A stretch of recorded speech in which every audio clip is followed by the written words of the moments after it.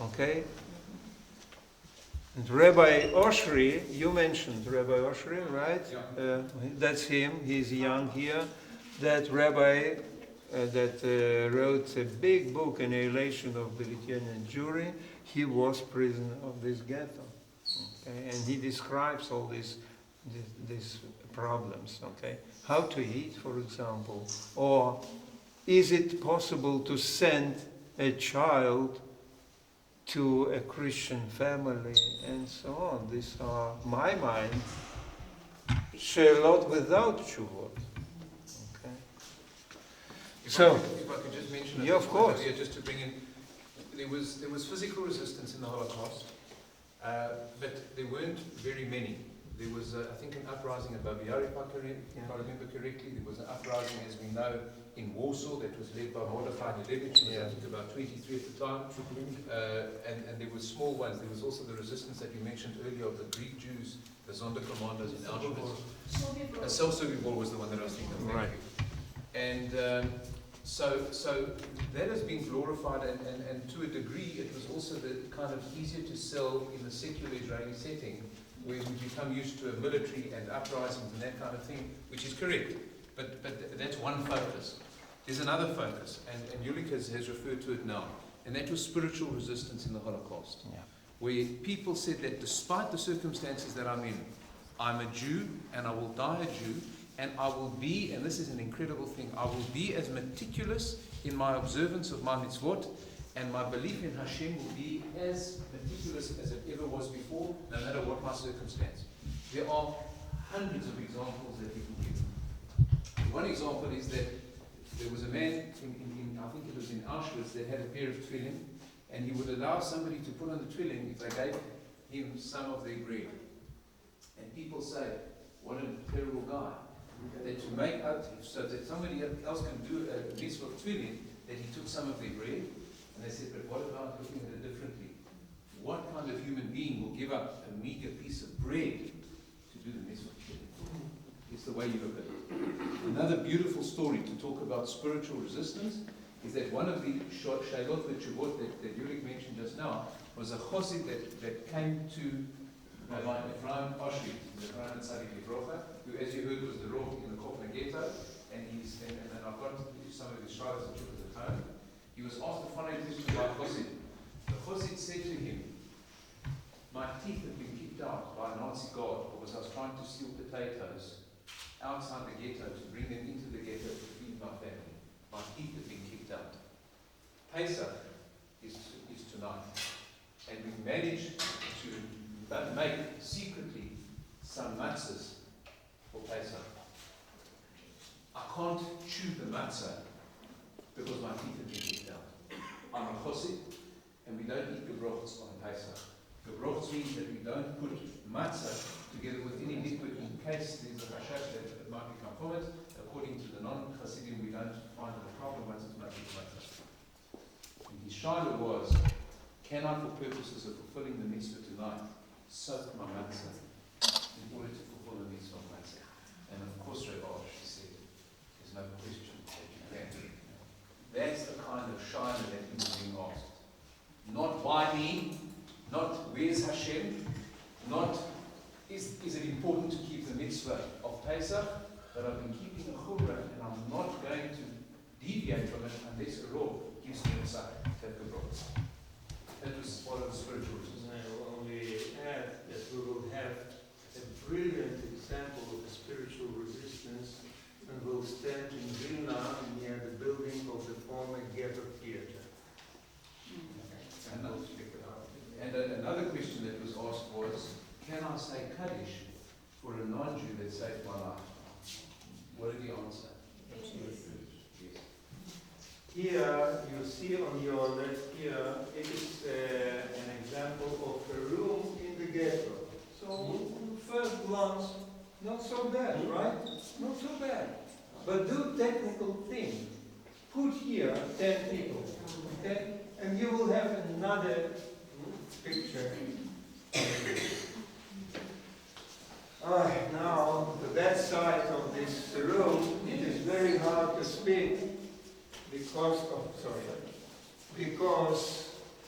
children, those that were perished here in this, there was a children action, and there were many other actions, and I told you that in the Great Action, 4,273 children were killed, and so on.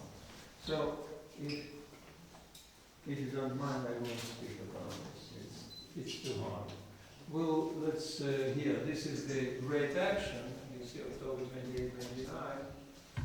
I had some 15 years ago a lady, they were still alive, that was in the Great Action. And that selection, that German officer showed her to go to the right. And this was a good sign.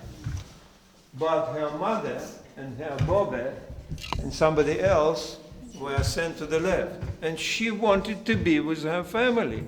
And she already moved to that side, and somebody stopped her by the shoulders and told her, Mishugina, don't go there. And so she stayed alive. She told us the story, how was this, all this. When she told us, and this picture shows this, that the winter in 1941 was very early and very cold, severe winter was. Okay. And on October 28, the first snow fell. Okay. That's what you see, why it is white. And they are already going here to this ninth fort. Okay, well, here, well, look at the pictures, but we will not stay here too long. The only thing I would like here to say, here, this is also important. Organizers and executioners of the massacre in Lithuania. So these are the Germans, the commissar, another commissioner, and so on. And they are Lithuanian collaborators. And you know, especially for last year, this year, okay, a lot of, you know, how Putin is terrible, how Russians are terrible, and so on and so on. But let's look on another side. You remember the Nuremberg trial? Yes, the most terrible criminals were hanged or shot. But those who were sentenced to 20 years, 25 years and so on, when did they get out of the prison? 4 or 5 years later. 4 years later, and in the Soviet Union, it was finished Adasov till the end. And these are 1962. I remember that. I remember I was 16 years old already. There was a trial on these Nazi criminals, and they are local collaborators. And you see, these are their names. And what is at the end? Were sentenced to death. And they got that death sentence. So actually, at least I see that the justice came to the right point. So how come we don't know about the Nuremberg? Hmm? We weren't ever taught about the trial in Russia. There were. Here, you see. Yeah. Okay, we go.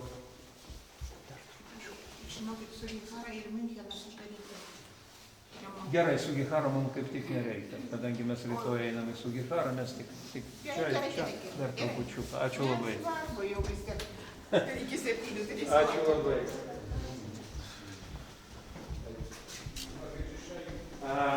Okay, you know, this we will skip. We'll go upstairs because they're already waiting for.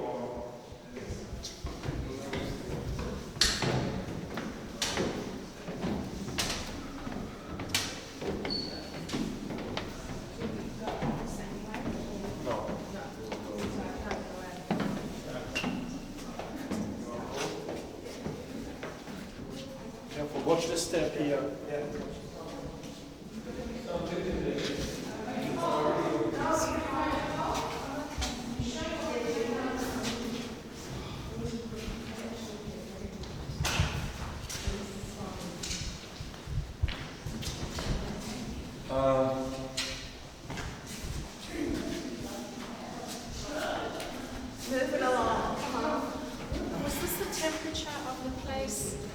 Now? Time? Because of air conditioned. When what? Is this air conditioned or is it? Air condition here. Essentially, like, or was it as cold, is my question, was it as cold in here then, always? No, it works. You know what is thermostat? Yeah. It works like thermostat. In winter, it is warmer than outside. In summer, it is cold. Because the walls are thick. They retain the heat and they retain the cold. Yeah. So when it's cold, the cold stays in the walls. And when it's hot, the heat stays in the walls. So that you feel it. Okay, so here you see this is that other gate, that other door. When they found this door, they couldn't open it with the key. So you remember that drill there? So they drilled here. You see there is like a patch. They drilled here the holes. Of course, not in one day. It took time, you know. It is a hand drill. And not to raise suspicion, they closed these holes with, you know, of bread and sand. They made something a mixture such, yeah, to close it. Okay, and on December 25, 1943, they opened it and they got out of there to the tunnel, and there they already knew where to go. So you see, it is this one. Yeah? They were not fed, right? Of course, they couldn't be fed. For that meals they used to get. So I always say that this is one more example of the Jewish bravery. Not all the, you know, there was some, after the war, some such a stereotype that how could be that the Jews went as sheep to the slaughter? But not all of them went as sheep to the slaughter. Okay. So that's it. Is that a mistake, the 64? Sorry? The 64 prisoners? Some were killed Yeah, along the way. Yeah. Oh, they, No, they started 64, but succeeded to escape really 22. What exactly is on the other side of this door? They are the tunnel. It just leads to another tunnel. Yes. It goes here around. But it's up high, on the second floor, so like, at some point do they would jump down? Yeah, no, it is like here. No, I know this is level, Yeah. we're on the second floor, but came up to get here. We're in the hill. We're in the hill. The hill, okay. Yeah, That's a hill, yeah. yeah. Okay, we go. You have to remember where it is. We go upstairs, few steps. No, we are going to go tomorrow there. Here it is, by the way, close. It's on the repair. Upstairs here. This is solitary confinement, one more. It is called the concrete set, really, like this. Concrete, without any So, what's the step? We will see here.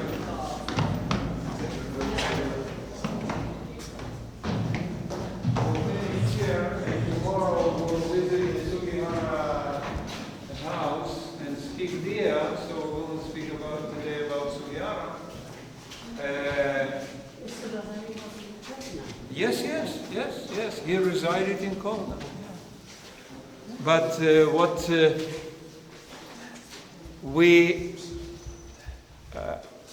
we must remember those people who saved Jews. Those really generous people and brave people. You know, we spoke yesterday already about the righteous Gentile. In Lithuania is on the first place, relatively, of course, proportionally, yeah, by the number of the Yad Vashem Chasidei Umot HaOlam. over 440. Not in the absolute figures the Poland. But Lithuania is proportionally on the first place. Yes, yeah. I will not speak about all of them here, of course. Maybe 1, 2, 3, not more. This lady, she was Lithuanian Gentile, right? A journalist. She saved Sofia bin Kenya, her name, Sofia bin Kenya. She saved mostly Jewish women with the children. And you know, it was terribly dangerous. Not only for her, but for her family. So her family also, that's her husband, and that's her daughter, and that's her son-in-law. So all of them, they got because they helped. All of them, they took part in this rescuing the Jews. She not only saved these people, but she also organized a chain of saving people. Because, you know, to hold in the same place people was very dangerous, especially children. Children are children. Okay? So she organized Christian women that they were, you know, how to say, relocating them from one house to another and so on. And the last thing what she did, we didn't speak yet about the Soviet period, the Soviet anti-Semitism and so on, but I'll tell you now already, not the whole story, but that Soviet regime in some sense was anti-Jewish, anti-Semitic. And the Jewish issue was a taboo in the Soviet press, in the Soviet, you know, public opinion, and so on. It was not Soviet people. They speak about the Soviet people that suffered from the Nazis. That's it. But she wrote a book about the rescuers of the Jews. But you cannot speak about the rescuers of the Jews without saying what did they do, whom did they save, and so on, right? So actually it was the first in the Soviet period, the first evidence what the Jews suffered during the war, how the Jews were killed or how they were saved. And the book that she published, unfortunately, it is only in Lithuanian language. It is called Fighters Without Arms. Actually, we can say it continues this issue of the spiritual resistance also. Okay? So here, he is one of the first of the Hasidei Umot Olam, righteous Gentile of Yad Vashem, that she is in Jerusalem in 1968. Okay? I knew her personally. One of the most generous and most beautiful people I met in my life, really. So. Another. Yes, already some 30 years. You see, she was in her mid-30s during the war. Another person that I would like to say a few words about, it is this, Dr. Tatras Boblis. Dr. Tatras Boblis was a medical doctor, and also he was a head of the orphanage. It is, what's in English? Nursery orphanage. Okay? Beit Yatomim Peutot. Okay? That's the building. It's not far from here, from the ghetto. And Jewish women, feeling what is going on, even before the children's action, okay, used to bring their babies here to that orphanage. And this orphanage was not Jewish, for the Gentiles, yeah, for general. You see here, there is such steps, and even sometimes not to enter here, to leave here the baby and go away. And for example, this is this nice girl. Okay? She was saved by Dr. Boblis, and these are his colleagues, and these are the children and so on. his fate. He died in 1973, and it is a sad story. There was a delegation of the medical doctors from Lithuania that went to Kiev in Ukraine for the all Soviet Union conference of the pediatric doctors. Okay, and the plane crashed, and all of them, and he was also there. Such a sad.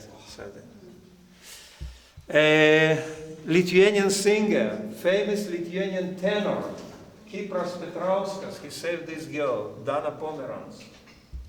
That's her now. She is a known violinist in the United States. And so on and so on. So you see, she was a journalist, he was a doctor and so on, he was a singer. But sometimes, I'll show you some pictures. Look at this. Look at this man, okay? You see, he is not very intellectual, we can see it. He's a farmer. What we say, a poya. Sometimes, saying a poya. What is poya in Yiddish? A peasant. No, not a goy. A peasant actually. Bauer. It is Bauer in German. Okay. Okay. But that's how we call them. That's how we call them. Okay. So not very intellectual, not very educated, and so on. But he saved Jews. So it depends not on your, level of your education. So it depends on your heart. Yeah, yes. So, and I'll finish by that citing from the Talmud, whoever saves one life is as though he has saved the entire world. Oh, this world is evil. Okay, ladies and gentlemen, we finished here. We'll continue this subject tomorrow in Sugihara House, who saved many Jews, okay? But this is a unique and special story. We go this way. We go to the right, and downstairs by the staircase.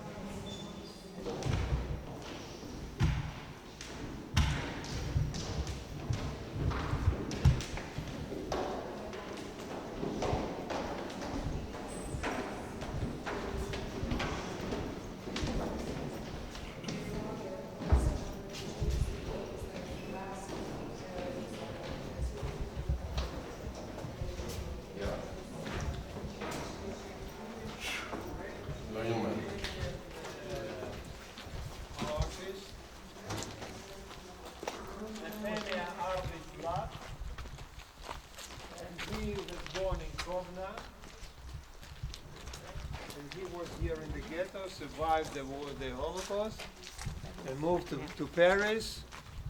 And his artworks are very known. Some of them are in Venice in the Jewish Quarter, and he made this gift to his native city Kovno. You see, these are the scenes of ghetto. Okay, let's go now. We'll go to see the monument. That huge monument.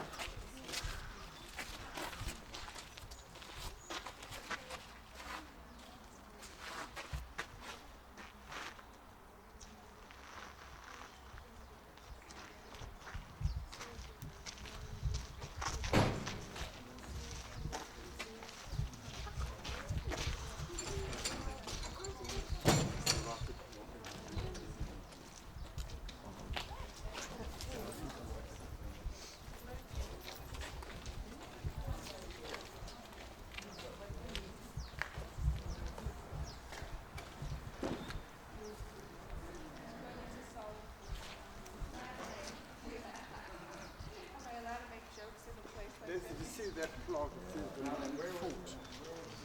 See? Yeah. Yes, yes. I need to.